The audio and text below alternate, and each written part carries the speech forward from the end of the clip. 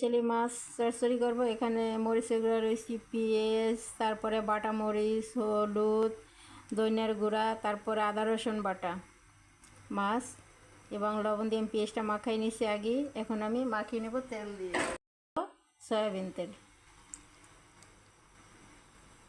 কিনে নেব। এখানে হয়েছে ট্যাংরা মাছ, বাইলা মাছ, পুঁটি মাছ, টাকি মাছ, সব কিছু মিলানো, পাঁচমিশালি মাছ যাকে বলে।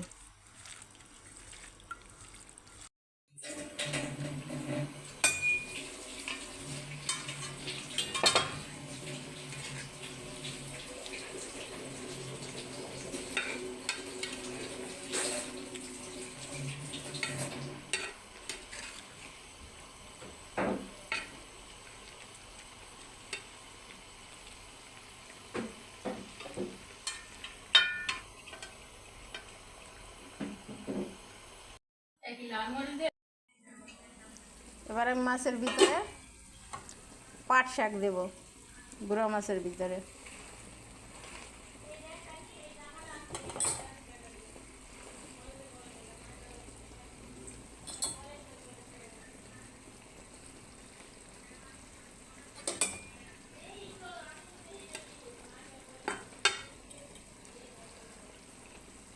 এখানে আমি ঢাকনা দিয়ে দিব।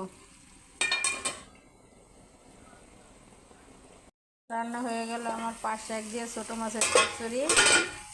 এখন আমি নামাই নেব। রান্না হয়ে গেছে আমার ছোটো মাছের চচ্চড়ি। এই যে বন্ধুরা,